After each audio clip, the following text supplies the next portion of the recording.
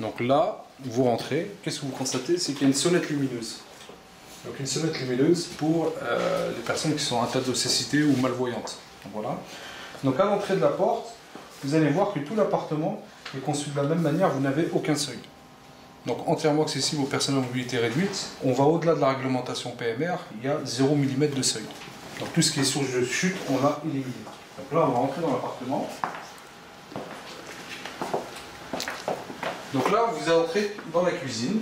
Donc là, vous avez une cuisine tout à fait traditionnelle, donc relativement bien équipée, et entièrement équipée, sauf que cette cuisine a pour particularité d'avoir du mobilier à hauteur variable. Et alors ici, vous avez le plan de travail à hauteur variable, voilà, qui permet de s'adapter à une personne qui est en situation de fragilité ou en fauteuil roulant. Ça fait un peu Star Trek, mais vous avez des portes coulissantes motorisées. Voilà. Donc, pour les personnes à mobilité réduite, celles qui sont en fauteuil notamment, c'est beaucoup plus simple d'avoir une porte coulissante motorisée qu'une porte à ouvrir de cette manière et faire machine arrière avec le fauteuil roulant.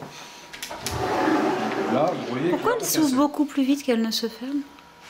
Par principe de sécurité. C'est-à-dire quand vous avez quelqu'un en fauteuil roulant, le fait qu'elle se ferme plus doucement, c'est plus le temps de passer.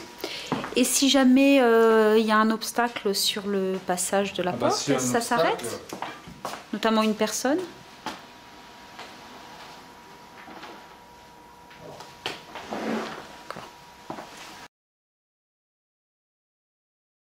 Donc voilà. Sauf que dans cette chambre, vous avez un lit d'hôtellerie classique, mais vous allez pouvoir mettre un lit médicalisé si vous le souhaitez. Donc voilà. Et là, ici, vous avez un appel malade. Donc vous appelez, pas de problème. Voilà. Ça alerte le smartphone du concierge. Donc voilà, qui est ici. Mais ça, c'est si vous avez pris le supplément conciergerie. Non, il est compris dans le loyer. D'accord. Tout ce qui est collé au mur, en quelque sorte, tout ce qui est collé au mur, c'est compris dans le loyer.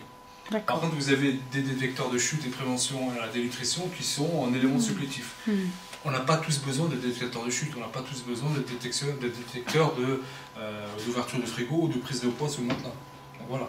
L'objectif, c'est de prendre des éléments quand on en a besoin. C'est pour ça qu'on dit que c'est un appartement évolutif.